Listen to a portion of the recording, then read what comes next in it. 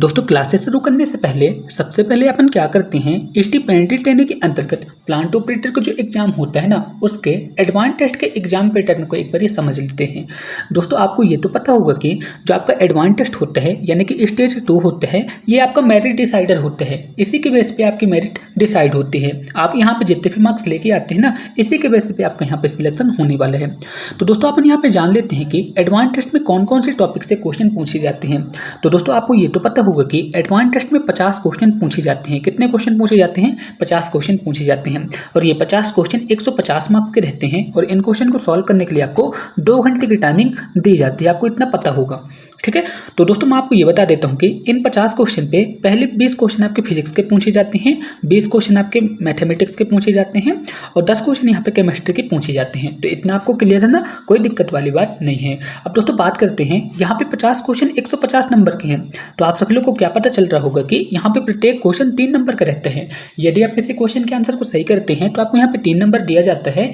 यदि आप किसी क्वेश्चन के आंसर को गलत कर देते हैं तब आपके यहाँ पे 1 नंबर काट लिया जाता है, ठीक है। यानी कि यहाँ पे 1 नंबर की नेगेटिव मार्किंग भी होती है। तो आप सभी लोग को एग्जाम पैटर्न अच्छी तरह समझ आ गए ना।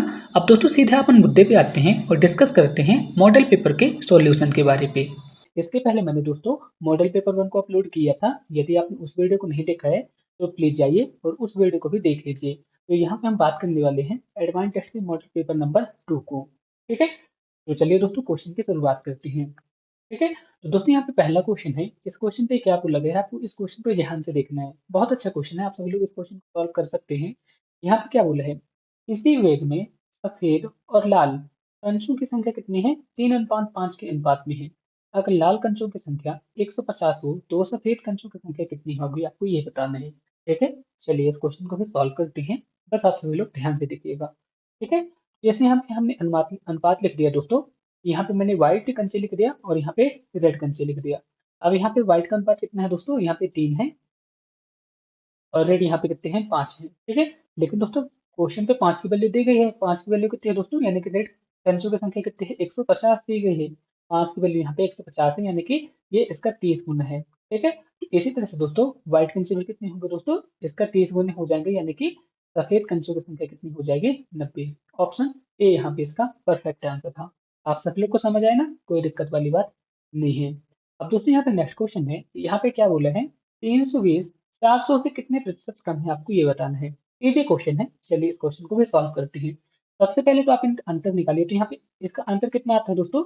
इनका अंतर आता है 80।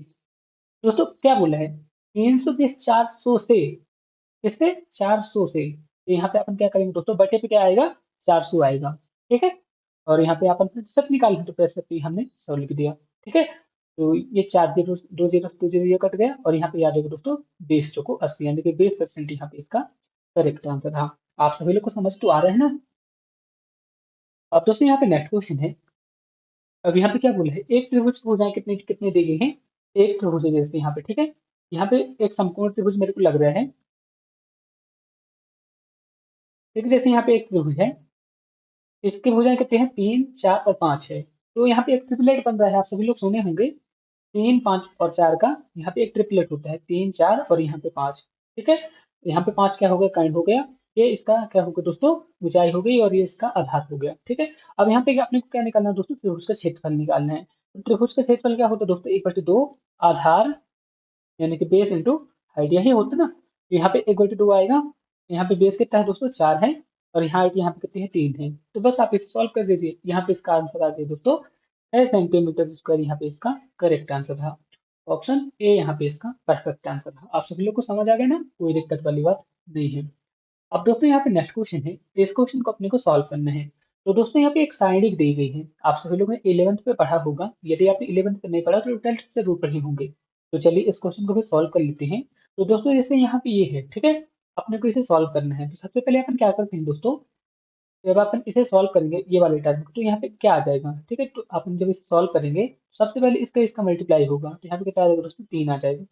इसके बाद इसका मल्टीप्लाई होगा लेकिन बीच में माइनस चला जाएगा, तो ये एक्स स्क्वायर हो गया। आप सभी लोग को समझ आ रहा है ना। इसी तरह से दोस्तों यहाँ पे भी ऐसे ही रहेगा। सबसे पहले 3 का यहाँ पे एक से एक के साथ मल्टीप्लाई होगा तो 3 आ जाएगा और यहाँ पे कितना आ जाएगा दोस्तों? 4 और 2 का आपस में मल्टीप्लाई होगा 8 आएगा, लेकिन यहाँ पे माइनस आ जाएगा, ठीक है। इतना आप सभी लोग को समझ आए ना।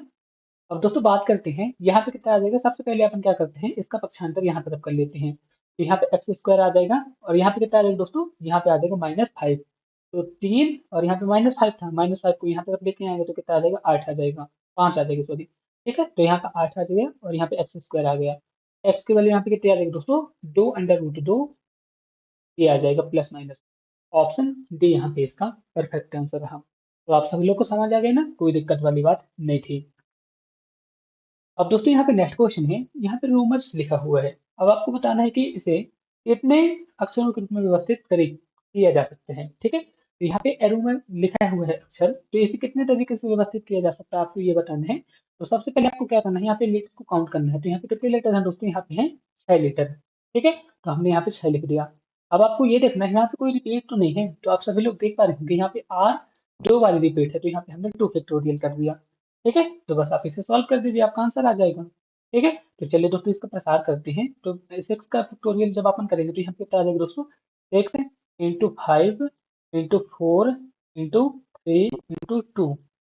यहाँ पे फैक्टोरियल मैंने लगा दिया। अब 2 फैक्टोरियल से 2 फैक्टोरियल ये कट जाएगा। ठीक है, तो बस आप इसका मल्टीप्लाई कर दीजिए, आपका आंसर आ जाएगा। ठीक है, तो चलिए इसका मल्टीप्लाई करते हैं।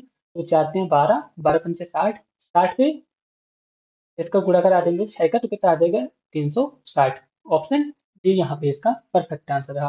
ठीक है, 360 ही इसका करेक्ट आंसर आएगा ना। आप सभी लोग एक बार मिलान कर लीजिए दोस्तों, 360 ही आएगा मेरे ख्याल से।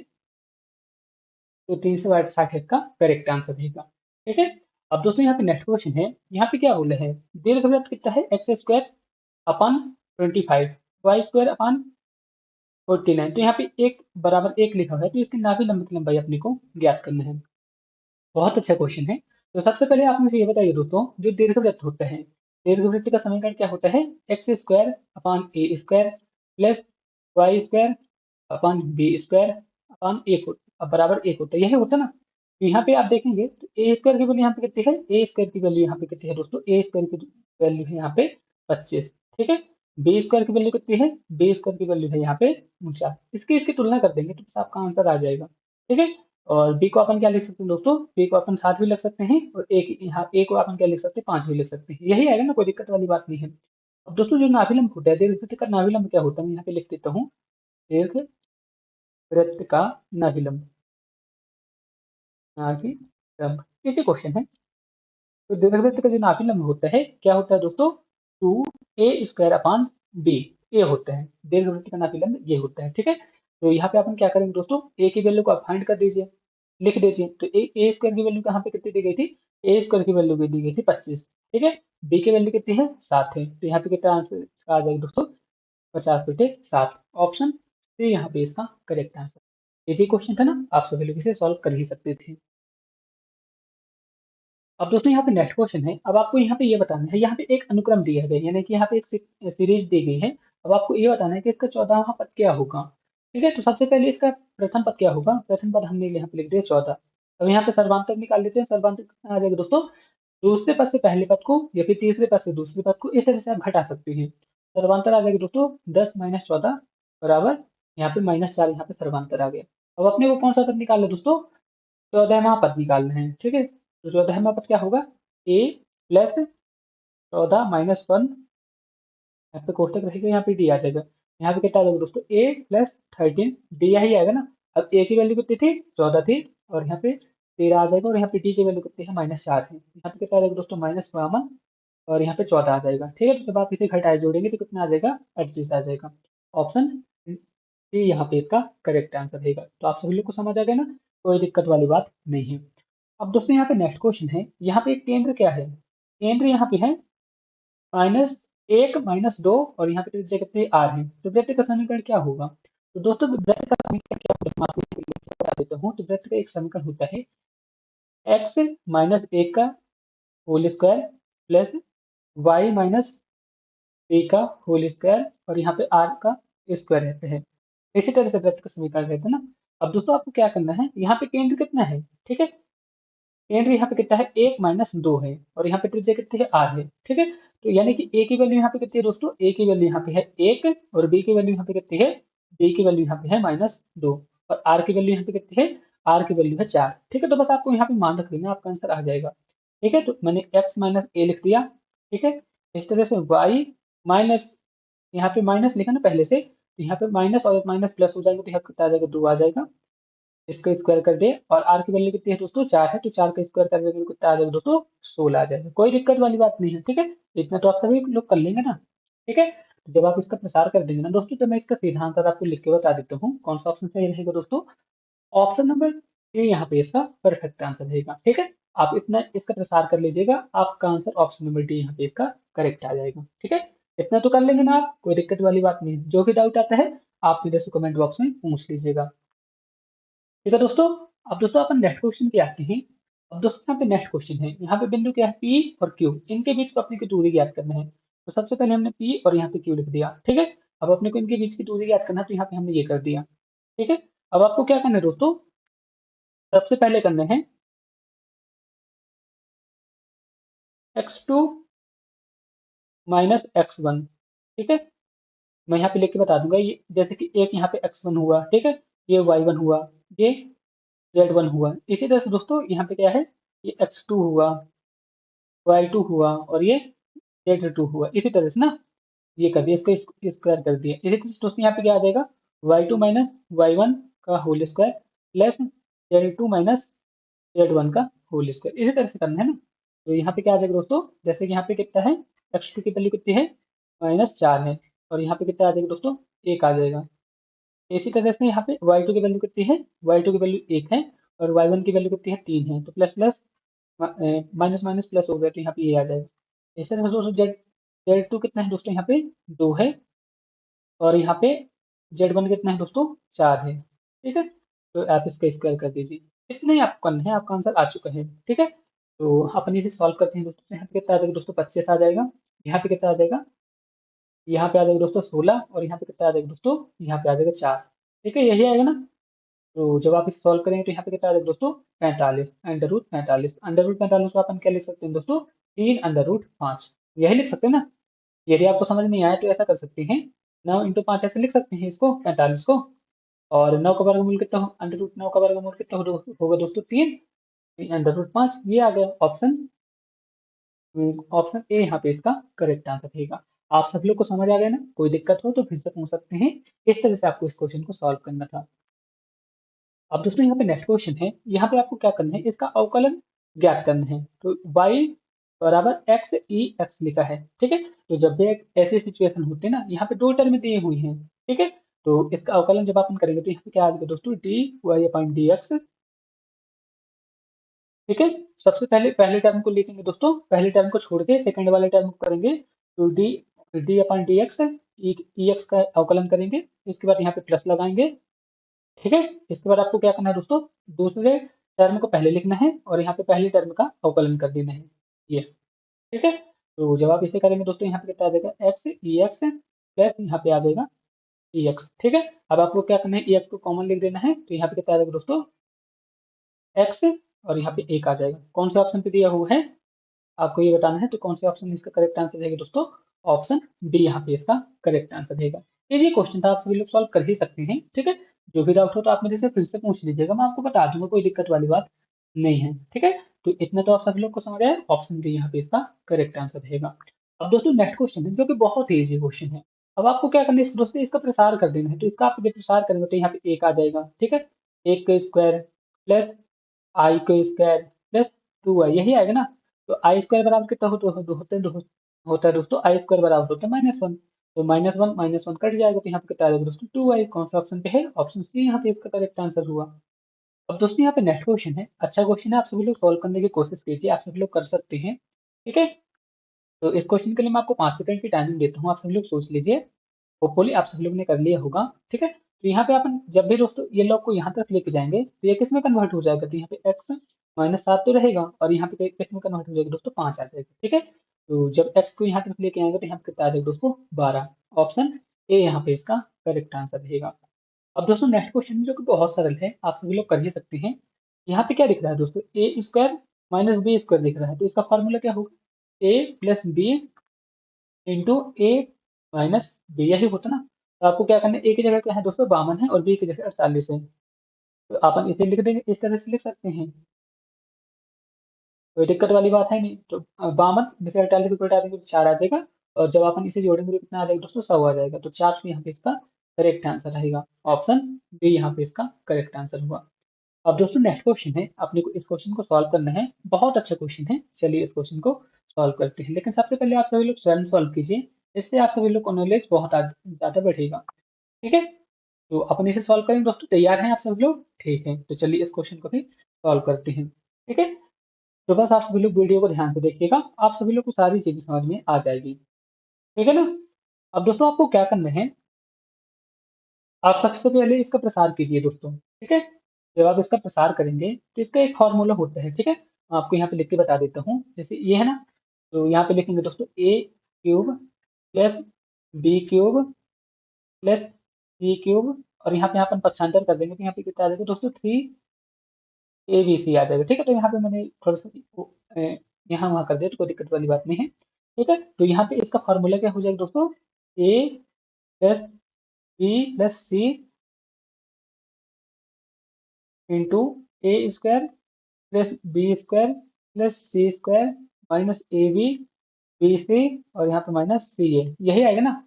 अब कोई दिक्कत वाली बात नहीं है। अब क्वेश्चन में देखेंगे दोस्तों, यहाँ पे A square plus B cube, sorry A cube plus B cube plus C cube, इसकी वैल्यू कितनी है, 3 ABC है। तो यहाँ पे ऐसा अपन क्या लिख सकते हैं, 3ABC लिख सकते हैं। यहाँ पे 3ABC ये भी रहेगा, इसे ये तो कट जाएगा, तो यहाँ पे इसकी वैल्यू कितनी आ जाएगी दोस्तों, 0 आ जाएगी। तो ये वाले टर्म की वैल्यू भी 0 आ जाएगी, और ये वाले टर्म की भी वैल्यू 0 आ जाएगी। तो क्वेश्चन पे किसके बारे में पूछा गया था, ए प्लस सी बराबर यहाँ पे 0 आएगा। ठीक है, ऑप्शन सी यहाँ पे इसका करेक्ट आंसर रहेगा। इतना आप सभी लोग को समझ आया ना दोस्तों? कोई दिक्कत हो तो आप मेरे से फिर से पूछ लीजिएगा, मैं आपका रिप्लाई जरूर दूंगा। अब दोस्तों आप नेक्स्ट क्वेश्चन की ओर चलते हैं।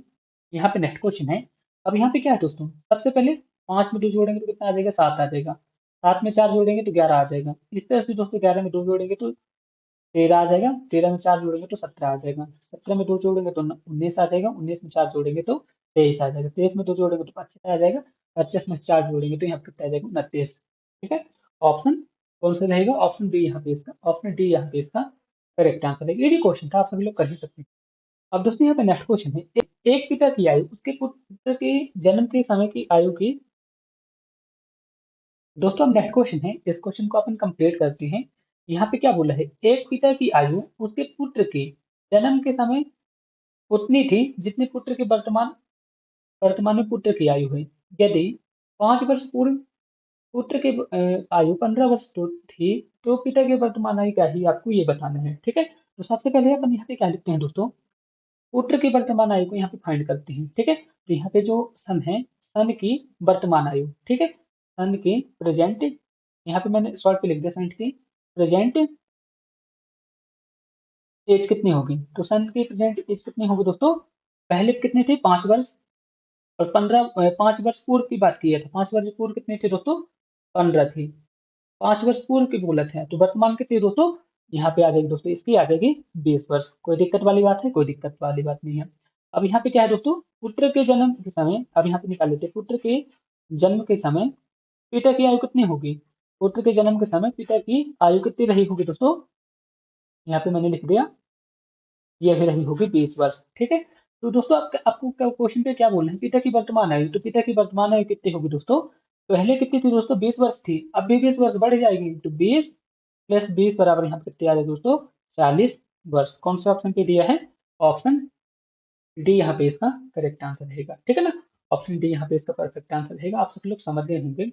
अब दोस्तों यहाँ पे नेक्स्ट क्वेश्चन है, अपने को क्या निकालना है दोस्तों, यहाँ पे समय निकालना है। ठीक है, तो समय बराबर क्या होता है दोस्तों, दूरी बटे चाल, यही होता है ना, समय बराबर दूरी बटे चाल, यही होता है। तो आपको ये पूछना होगा कि दूरी अपन कैसे निकालें। तो यहाँ पे रेलगाड़ी कितनी लंबी है दोस्तों, 342 मीटर। ठीक है, और रेलगाड़ी, यह रेलगाड़ी पुल कितना मीटर लंबा है दोस्तों, 438 मीटर। तो आपको क्या करना है, 342 प्लस 438, इनको आप जोड़ देंगे तो रेलगाड़ी की लंबाई निकल के आ जाएगी। चाल कितनी है दोस्तों, 54 किलोमीटर प्रति घंटा। यहाँ पे मीटर पे सब कुछ है, यहाँ पे किलोमीटर पे है, तो इसको अपन किस में कन्वर्ट कर लेते हैं दोस्तों, 5/18 पे। इतना आ गया, तो 18 कम 18, 18 × 54 आ जाएगा। ठीक है, और जब आप इन्हें जोड़ेंगे तो कितना आ जाएगा दोस्तों, 780 आएगा। 780 पे जब अपन 15 का भाग लगा देंगे तो कितना आ जाएगा दोस्तों, 15×5 = 75, और यहाँ पे 3 बचेगा, तो यानी कि 15×2 = 30। ठीक है, तो 52 सेकंड यहाँ पे इसका करेक्ट आंसर है। इजी क्वेश्चन था, आप सभी लोग सॉल्व कर ही सकते हैं। ठीक है, अब दोस्तों यहाँ पे नेक्स्ट क्वेश्चन आया हुआ है, चलिए इस क्वेश्चन को भी सॉल्व करते हैं। सबसे पहले अपने को क्या करना है दोस्तों, अपने को ब्याज की दर निकालना है। तो साधारण ब्याज का फॉर्मूला क्या होता है आपको ये बताना है। साधारण ब्याज का फॉर्मूला क्या होगा, ठीक है, आपने है ये ऐसा ही लिख दिया। इसका फॉर्मूला क्या होगा दोस्तों, सबसे पहले क्या रहेगा दोस्तों, principal into rate into time बटे सभी होता, यही होता ना, यानी कि मूलधन इंटू दर इंटू समय बराबर बटे 100, यही होता है। ठीक है, अब यहाँ पे दोस्तों आप सभी लोग सोचेंगे कि ऐसा ही कैसे निकालेंगे। तो यहाँ पे कितना है दोस्तों, प्रिंसिपल कितना है 4500 है, और यहाँ पे मिश्रधन कितना है दोस्तों 6525 है। तो जब आप इसको इससे घटाएंगे ना, 6525 को 45 से जब आप घटाएंगे तो यहाँ पे कितना आ जाएगा, यहाँ पे जब इसे घटाएंगे दोस्तों तो 2025 यहाँ पे इसका साधारण व्यवसाय आ जाएगा। ठीक है, अब यहाँ पे प्रिंसिपल कितना था दोस्तों, यहाँ पे प्रिंसिपल था 4500, तो हमने यहाँ पे 45 लिख दिया। आर यहाँ पे कितना है दोस्तों, आर अपने को फाइंड करना है। टी की वैल्यू यहाँ पे कितनी है दोस्तों, टी की वैल्यू है 5। ठीक है, यहाँ पे हमने बटे 100 कर दिया, ये आ गया। अब ठीक है, अब आप इसे सॉल्व कर दीजिए, आपका आंसर आ जाएगा। ठीक है, तो अपन यहाँ पे सीधे सॉल्व करते हैं दोस्तों। सबसे पहले 5 से यहाँ पे काटेंगे तो यहाँ पे कितना आ जाएगा दोस्तों, यहाँ पे आ जाएगा 5 को 20, जीरो बारी पे जाएगा, इसके बाद 25 ये आ जाएगा। इसके बाद आपको 45 से काट 5 से फिर से काटना है, पचनाम 45, और यहाँ पे कितना आ जाएगा, अच्छा ठीक 40, 5 एकम 5, 9 एकम 9, 9 9 81, यानी कि 9% यहाँ पे इसका ब्याज रहेगा। ठीक है, आप सभी लोग को समझ आ गया ना, कोई भी दिक्कत हो तो फिर से आप मेरे से पूछ सकते हैं। अब दोस्तों यहाँ पे नेक्स्ट क्वेश्चन है, प्रखर एक परीक्षा में 82% अंक प्राप्त किए, यदि उसने 656 अंक प्राप्त किए तो परीक्षा का पूर्णांक कितना था, आपको ये बताना है। तो दोस्तों क्वेश्चन पे क्या बताया गया है, क्वेश्चन पे 82% की वैल्यू कितनी बताई गई है, 656 बताई गई है। तो 1% की वैल्यू कितनी होगी दोस्तों, 1% की वैल्यू कितनी होगी आपको ये बताना है। तो 82 पे 656 पे आप जब मतलब 82 का भाग देंगे तो यहाँ पे कितना आ जाएगा दोस्तों, यहाँ पे मैं लिख देता हूँ 656 में आपको 82 का भाग लगा देना है, तो ये 1% की वैल्यू आ जाएगी। तो 1% की वैल्यू कितनी आ जाएगी दोस्तों, 8 आ जाएगी। लेकिन दोस्तों जो परीक्षा का पूर्णांक होता है हमेशा पूर्णांक पे होता है। ठीक है, तो आपने को क्या करना है दोस्तों, इसके 100% की वैल्यू को निकाल रहे हैं। तो इसकी 100% की वैल्यू क्या आएगी दोस्तों, 8, और यहाँ पे ये आ जाएगा। तो 800 यहाँ पे इसका करेक्ट आंसर रहेगा, यानी कि प्रखर ने परीक्षा पे 800 अंक प्राप्त किए थे। ऑप्शन सी यहाँ पे इसका करेक्ट आंसर रहेगा। ये जो क्वेश्चन था आप सभी लोग याद कर ही सकते हैं। अब दोस्तों यहाँ पे नेक्स्ट क्वेश्चन है, इजी क्वेश्चन है, चलिए इस क्वेश्चन को भी सॉल्व करते हैं। बस आप सभी लोग वीडियो को ध्यान से देखिएगा। ठीक है ना, अब यहाँ पे क्या बोला है दोस्तों, समतल दर्पण की। अब दोस्तों यहाँ पे फिजिक्स के क्वेश्चन आ चुके हैं, तो बस वीडियो को आप सभी लोग ध्यान से देखिएगा। अपन इन क्वेश्चन को भी सॉल्व करते हैं। यहाँ पे क्या बोला है, एक समतल दर्पण पर आपतित किरण 60 डिग्री का कोण बनाती है, तो परावर्तन कोण कितना होगा। तो दोस्तों आप सभी लोग ने बचपन से ये पढ़े होंगे कि आपतन कोण का मान परावर्तन कोण के बराबर होता है। तो यहाँ पे आपतन कोण कितना है, 60 है, तो परावर्तन कोण भी कितना होगा, 60 होगा। सिंपल सा है, ऑप्शन सी यहाँ पे इसका करेक्ट आंसर रहेगा। अब यहाँ पे नेक्स्ट क्वेश्चन है, टीवी कंट्रोल यूनिट में निम्नलिखित में किस सेट के संचालन में किसका प्रयोग किया जाता है। तो सिंपल वे में आपसे पूछूंगी, जो टीवी वाला रिमोट होता है उसमें किस तरंग का यूज किया जाता है। तो इसका करेक्ट आंसर क्या रहेगा दोस्तों, रेडियो तरंगों का यूज किया जाता है। ऑप्शन डी यहाँ पे इसका करेक्ट आंसर रहेगा। बर्तन बनाने पे जर्मन सिल्वर का एलॉय क्या किया है, यानी कि जर्मन सिल्वर में कौन कौन सी धातुएं पाई जाती है, आपको ये बताना है। ठीक है, तो जर्मन सिल्वर में कौन कौन सी धातु पाई जाती है, आपको ये बताना है। इसी क्वेश्चन है दोस्तों, आप सभी लोग बता सकते हैं। इस क्वेश्चन को सॉल्व करने के लिए दोस्तों मैं आपको 5 सेकंड की टाइमिंग देता हूँ। बस आप सभी लोग ध्यान से सोचिए दोस्तों और इसके आंसर को बताइए। ठीक है, तो जो जर्मन सिल्वर होते हैं ना, तो जर्मन सिल्वर पे सबसे पहले क्या होता है दोस्तों, कॉपर होता है, इसके बाद जिंक होता है, और इसके बाद निकेल होता है। तो ऑप्शन बी यहाँ पे इसका परफेक्ट आंसर हो गया। अब दोस्तों यहाँ पे नेक्स्ट क्वेश्चन है, पानी में नमक डालने पर पानी के क्वथनांक और हिमांक में क्या परिवर्तन होगा। तो दोस्तों पानी में जब अपन नमक डालेंगे ना, तो सबसे पहले जब अपन इसका इसका क्वथनांक क्या होगा दोस्तों, बढ़ जाएगा, और इसके बाद हिमांक इसका घट जाएगा। यानी कि पानी में जब अपन नमक डालते हैं तो इसका क्वथनांक बढ़ जाता है और हिमांक घट जाता है। अब दोस्तों यहाँ पे नेक्स्ट क्वेश्चन है, प्रकाश छोटे छोटे कणों से मिलकर बनता है, जिसे अपन क्या बोलते हैं। तो प्रकाश छोटे छोटे कणों से मिलकर बनता है, जिसे अपन फोटॉन कहते हैं। सिंपल सा था, ऑप्शन डी यहाँ पे इसका करेक्ट आंसर रहेगा। अब दोस्तों आपको बताना है कि जो फ्यूज का सिद्धांत होता है किस सिद्धांत पर आधारित है। तो फ्यूज का सिद्धांत किस पर आधारित है दोस्तों, विद्युत का ऊष्मीय प्रभाव पर आधारित है। ठीक है, ऑप्शन सी यहाँ पे इसका करेक्ट आंसर रहेगा। अब दोस्तों आपको ये बताना है कि ल्यूमेन किसकी इकाई है। तो ल्यूमेन जो है ना, किसकी इकाई है दोस्तों, ज्योति फ्लैश की है। ऑप्शन ए यहाँ पे इसका करेक्ट आंसर रहेगा। दोस्तों मैंने आपको जनरल साइंस के 2000 क्वेश्चन की पीडीएफ दी है। इसके बाद दोस्तों साइंस वन लाइनर की पीडीएफ भी दी है।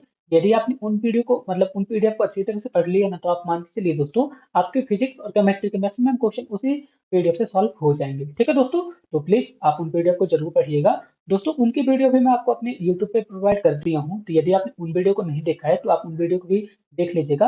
और ये जो पीडीएफ है ना साइंस 2000 वाली और यहाँ पे वन लाइनर वाली, तो आप ये मैं आपको अपने टेलीग्राम ग्रुप पे प्रोवाइड करा दी हूँ। आप वहां से भी डाउनलोड करके इन्हें पढ़ सकते हैं। ठीक है, तो आप इन्हें देख लीजिएगा, इंपॉर्टेंट है आपके लिए, मैंने आपको बता दिया। अब दोस्तों यहाँ पे नेक्स्ट क्वेश्चन है। अब आपको ये बताना है कि एक न्यूटन बराबर क्या होगा। बहुत अच्छा क्वेश्चन है। आपको बताना है कि इसका करेक्ट आंसर क्या हो सकता है। ठीक है, तो बहुत अच्छा क्वेश्चन है दोस्तों, आप सभी लोग बस दिमाग लगाइए, आपका आंसर आ जाएगा। तो इसका करेक्ट आंसर है कि दोस्तों 1 न्यूटन होगा 1 किलोग्राम इंटू 1 मीटर प्रति सेकंड स्क्वायर के बराबर होगा। ऑप्शन ए यहाँ पे इसका परफेक्ट आंसर होगा। अब दोस्तों यहाँ पे नेक्स्ट क्वेश्चन है। एक लड़का 4 किलोग्राम के स्कूल बैग को 30 सेकंड तक पकड़ता है, तो उसके द्वारा किए गए कार्य की मात्रा कितनी होगी, आपको ये बताना है। तो दोस्तों कोई कार्य कर थोड़ी ना रहा है। 40 मतलब 4 किलोग्राम का एक बैग है, उसे पकड़ा बस है। ठीक है, 30 सेकंड तक पकड़ा है, तो कोई कार्य तो किया नहीं, तो यहाँ पे कार्य की मात्रा क्या रहेगी दोस्तों, शून्य रहेगी। ठीक है, क्योंकि दोस्तों यहाँ पे जो मोड बनेगा ना cos 90 बनेगा, cos 90 की वैल्यू यहाँ पे 0 होती है। अब दोस्तों यहाँ पे नेक्स्ट क्वेश्चन है। हाई टच ध्वनि कि किस विशेषता को मापा जाता है। हाइट से क्या मापा जाता है, आपको क्वेश्चन पे ये पूछा गया था। ठीक है, तो चलिए इस क्वेश्चन को भी सॉल्व कर लेते हैं। ये जो क्वेश्चन है आप सभी लोग इसे सॉल्व कर ही सकते हैं। तो हाइट भी क्या मापते हैं दोस्तों, ध्वनि की आवृत्ति मापते हैं। ठीक है, ऑप्शन डी यहाँ पे इसका करेक्ट आंसर हुआ। कोई दिक्कत वाली बात है, कोई दिक्कत वाली बात नहीं है। आप सभी लोग को समझ तो आ रहा है ना। ठीक है, अब दोस्तों यहाँ पे नेक्स्ट क्वेश्चन आ चुका है, जो कि न्यूमेरिकल क्वेश्चन है। इस क्वेश्चन को भी अपने को सॉल्व करना है, तो बस आप सभी लोग ध्यान से देखिएगा। ठीक है, तो सबसे पहले आप सभी लोग मुझे ये बताइए दोस्तों, जो दर्पण सूत्र होते हैं, यानी कि जो लेंस सूत्र होते हैं, उनका फॉर्मूला क्या होता है। दर्पण सूत्र का फॉर्मूला क्या होता है दोस्तों, 1/f बराबर 1/u प्लस 1/v। ये होता है ना दर्पण सूत्र, तो यही होता है। ठीक है, लेकिन दोस्तों आप यहाँ पे फोकस दूरी कितनी है, 40 दी गई है, और यहाँ पे प्रतिबिंब की दूरी कितनी है, 8 सेंटीमीटर है। ठीक है, यह है ना प्रतिबिंब की दूरी 8 सेंटीमीटर है, तो अपने को u की वैल्यू को फाइंड करना है। ठीक है, यहाँ पे मैं लिख देता हूँ, f की वैल्यू यहाँ पे कितनी है दोस्तों, 40 सेंटीमीटर। और यहाँ पे v की वैल्यू कितनी है दोस्तों, v की वैल्यू 8 है। अपने को u की वैल्यू को फाइंड करना है कि यहाँ पे u की वैल्यू कितनी होगी। ठीक है, अपने को क्या करना है दोस्तों, यहाँ पे u की वैल्यू को फाइंड करना है। ठीक है, तो चलिए इस क्वेश्चन को भी सॉल्व कर देते हैं। तो यहाँ पे 1/40 मैंने लिख दिया।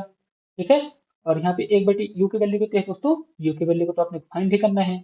v की वैल्यू कितनी है दोस्तों, v की वैल्यू 8 है। ठीक है, तो आप इतना सॉल्व कर सकते हैं ना। तो मैं ही कर देता हूँ, आप सभी लोग क्या करेंगे, यहाँ पे 1/40 मैंने लिख दिया। ठीक है, यहाँ पे -1/8 आ जाएगा, और यहाँ पे 1/u आ जाएगा। ठीक है, तो आप सब लोग इसे सॉल्व कीजिएगा दोस्तों। जैसे कि यहाँ पे 40 है और 8 है, इसका जब आप एलसीएम लेंगे तो यहाँ पे 40 ही आएगा। ठीक है, और यहाँ पे कितना आ जाएगा दोस्तों, 1 आ जाएगा, और यहाँ पे आ जाएगा 4 आ जाएगा, और यहाँ पे कितना आ जाएगा, u आ जाएगा। यही आएगा ना। तो अब आपको क्या करना है दोस्तों, यहाँ पे कितना आ जाएगा, मैं सीधे यहाँ पे कर देता हूँ। इसके बाद यहाँ पे आ जाएगा -5/40, और यहाँ पे आ जाएगा u। ठीक है, यहाँ पे कितना आ जाएगा दोस्तों, 8 आ जाएगा, लेकिन दोस्तों माइनस को अपन काउंट करेंगे नहीं। ठीक है, तो यहाँ पे क्या रहेगा दोस्तों, u की वैल्यू आ जाएगी 8 सेंटीमीटर। ठीक है, ऑप्शन सी यहाँ पे इसका करेक्ट आंसर रहेगा। जो भी डाउट हो फिर से पूछ लीजिएगा। ऑप्शन सी यहाँ पे इसका करेक्ट आंसर रहेगा। अब दोस्तों नेक्स्ट क्वेश्चन है, प्रत्यक्ष किरण सौर विकिरण मापने के लिए निम्न में से किस उपकरण का यूज किया जाता है। तो किसका यूज किया जाता है दोस्तों, पाइरेलियोमीटर का यूज किया जाता है।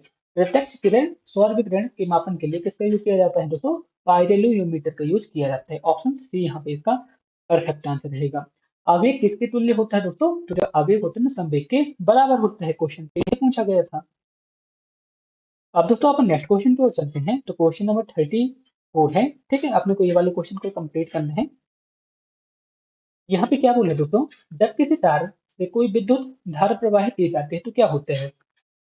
क्वेश्चन पे क्या बोला दोस्तों, जब किसी तार से कोई विद्युत धारा प्रवाहित की जाती है तो क्या होता है, तो तार गर्म हो जाती है। सिंपल सा क्वेश्चन था, आप सभी लोग को समझना था।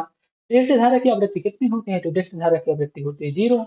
अब दोस्तों नेक्स्ट क्वेश्चन है, यदि विद्युत प्रतिरोध कम करना हो तो प्रतिरोधकों को किस क्रम पे जोड़ना चाहिए? अब यहाँ पे क्या बोला दोस्तों, विद्युत प्रतिरोध कम करना हो तो प्रतिरोधकों को किस क्रम पे जोड़ना चाहिए? तो समांतर क्रम पे जोड़ना चाहिए। ऑप्शन बी यहाँ पे इसका करेक्ट आंसर रहेगा। इजी क्वेश्चन था। अब दोस्तों यहाँ पे नेक्स्ट क्वेश्चन है, आप सभी लोग इसे ध्यान से देखिएगा। यहाँ पे क्या बोला गया है? अब आपको यहाँ पे क्या निकालना है दोस्तों? 11 किलोग्राम की एक वस्तु है। जब भूमि से 8 मीटर की ऊंचाई पर हो, तब इसमें निहित ऊर्जा कितनी होगी? आपको ये बताना है। यानी कि आपको यहाँ पे क्या निकालना है दोस्तों? पोटेंशियल एनर्जी निकालना है। तो पोटेंशियल एनर्जी का फॉर्मूला क्या होता है दोस्तों? पी एम जी एच, यही होता ना। अब यहाँ पे एम की वैल्यू कितनी है दोस्तों? 11 है। जी की वैल्यू कितनी रहेगी? 9.8 रहेगी। और यहाँ पे एच की वैल्यू कितनी है? 8 है। बस आप सभी लोग इसे सॉल्व कर दीजिए। जब आप इसे सॉल्व करेंगे ना, तो इसका आंसर आ जाएगा दोस्तों 862.4 जूल। ऑप्शन डी यहाँ पे इसका करेक्ट आंसर है। इसी क्वेश्चन था, आप सभी लोग सॉल्व कर ही सकते थे। अब दोस्तों यहाँ पे नेक्स्ट क्वेश्चन है, क्वेश्चन नंबर 38। ठीक है, यहाँ पे क्या बोला है? 450 न्यूटन भार वाली लड़की का द्रव्यमान कितना होगा? आपको ये बताना है। ठीक है, तो सबसे पहले आप ये मुझे ये बताइए कि दोस्तों भार बराबर क्या होता है? तो भार बराबर होता है mg होता है, यही होता है ना। भार बराबर क्या होता है? mg होता है, यानी कि द्रव्यमान इंटू गुरुत्वीय त्वरण। भार बराबर द्रव्यमान इंटू गुरुत्वीय त्वरण। तो यहाँ पे भार कितना है? 450। ठीक है, m की वैल्यू को अपने फाइंड करना है और g की वैल्यू कितनी है दोस्तों? 9.8 है।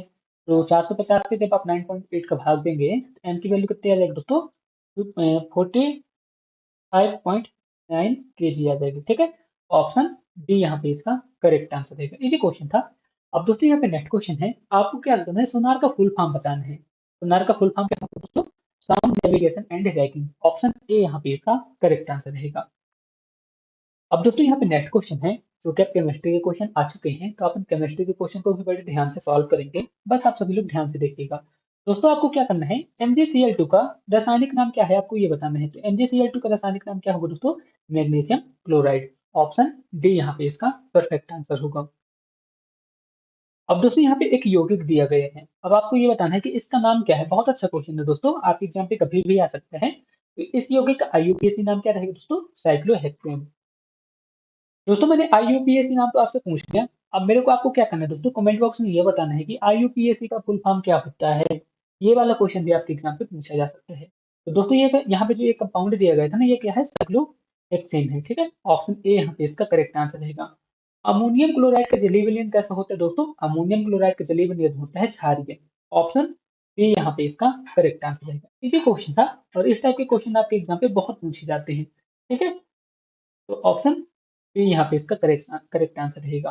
ठीक है, अब आपको क्या करना है दोस्तों? एटीपी का फुल फॉर्म बताना है। तो एटीपी का फुल फॉर्म क्या होगा दोस्तों? Adenosine triphosphate. ऑप्शन ए यहाँ पे इसका करेक्ट आंसर होगा। इसी क्वेश्चन था। अब दोस्तों यहाँ पे नेक्स्ट क्वेश्चन है, यहाँ पे आपको 4 अभिक्रिया बताई गई हैं। अब आपको यहाँ पे ये बताना है कि इनमें से कौन से संयोजन अभिक्रिया है। संयोजन मतलब जो जुड़े या आपस में। तो आप देख पा रहे होंगे दोस्तों, यहाँ पे मैग्नीशियम और यहाँ पे क्लोराइड है। तो ये दोनों आपस में जुड़ के मैग्नीशियम क्लोराइड बन रहे हैं। ठीक है, ऑप्शन ए यहाँ पे इसका करेक्ट आंसर रहेगा। अब दोस्तों यहाँ पे नेक्स्ट क्वेश्चन है, गर्म करने पर लेड नाइट्रेट क्या देता है? गर्म करने पर लेड नाइट्रेट क्या देता है? आपको ये बताना है। यानी कि PbNO3 क्या देता है? आपको ये बताना है। ठीक है, PbNO3 यहाँ पे क्या देता है? आपको ये बताना है। ठीक है, तो चलिए इस क्वेश्चन को भी सॉल्व कर लेते हैं। तो गर्म करने पर जो लेड नाइट्रेट होता है ना, आपको ये बताना है कि क्या देता है। तो गर्म करने पर जो लेड नाइट्रेट होता है, PbO और NO2 देता है। ठीक है, तो ऑप्शन बी यहाँ पे इसका करेक्ट आंसर है। इस क्वेश्चन था। अब दोस्तों यहाँ पे नेक्स्ट क्वेश्चन है, रासायनिक अभिक्रियाओं पे ऑक्सीकरण का अर्थ क्या होता है? तो ऑक्सीकरण का मतलब क्या होता है दोस्तों? ऑक्सीजन की प्राप्ति। ऑक्सीकरण मतलब दोस्तों ऑक्सीजन की प्राप्ति, सिंपल वे पे यही होगा। ऑप्शन डी यहाँ पे इसका करेक्ट आंसर रहेगा।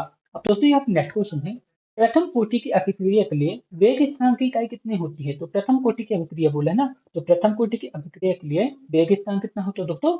समय इनवर्स होते हैं, यानी कि प्रति समय होता है। आपको ये बताना है। ठीक है, तो ऑप्शन ए यहाँ पे इसका करेक्ट आंसर रहेगा।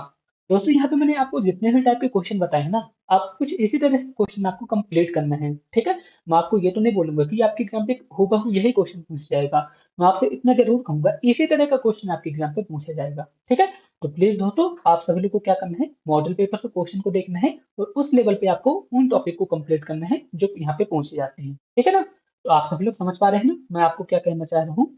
होपफुली आप सभी लोग समझ पा रहे होंगे। अब क्वेश्चन नंबर 48 है। अब आपको यहाँ पे ये बताना है, निम्नलिखित में से इनमें हाइड्रोजन बंध सबसे प्रबल होते हैं। हाइड्रोजन में सबसे प्रबल किसमें होगा दोस्तों? HF2 में। ठीक है, इसके हाइड्रोजन बंध सबसे प्रबल होते हैं। अब दोस्तों यहाँ पे नेक्स्ट क्वेश्चन है, श्वेत फास्फोरस को किस द्रव्य में रखा जाता है? तो जो श्वेत फास्फोरस होता है उसे जल पे रखा जाता है। ऑप्शन ए यहाँ पे इसका करेक्ट आंसर रहेगा। अब दोस्तों यहाँ पे नेक्स्ट क्वेश्चन है, सल्फेट आयन SO4 नेगेटिव की संरचना कैसी होती है? चतुष्फलकी होते हैं। ऑप्शन बी यहाँ पे इसका करेक्ट आंसर रहेगा, यानी कि टेट्राहेड्रल होते हैं सल्फेट आयन की संरचना। तो इतना आप सभी लोग को समझ आ गया ना दोस्तों, कोई दिक्कत वाली बात नहीं है। तो दोस्तों यहाँ पे मैंने मॉडल पेपर नंबर 2 को कंप्लीट करा दिया। होपफुली आप सभी लोग को ये समझ आ गया होगा। फिर भी आपके मन पे जो भी डाउट आए ना, आप मेरे से पूछ लीजिएगा, मैं आपका रिप्लाई जरूर दूंगा। दोस्तों यदि आप चैनल पे पहली बार आए थे तो प्लीज आप सभी लोग अपने यूट्यूब चैनल एग्जाम ब्रिज को सब्सक्राइब कीजिएगा। आप मेरे को टेलीग्राम, इंस्टाग्राम, फेसबुक किसी पे भी फॉलो करके मेरे से जो भी आपसे एग्जाम से रिलेटेड प्रॉब्लम हो ना, आप मेरे से पूछ सकते हैं। ठीक है, तो फिर मिलते हैं दोस्तों नेक्स्ट वीडियो पे मॉडल पेपर 3 के साथ। तब तक के लिए थैंक यू।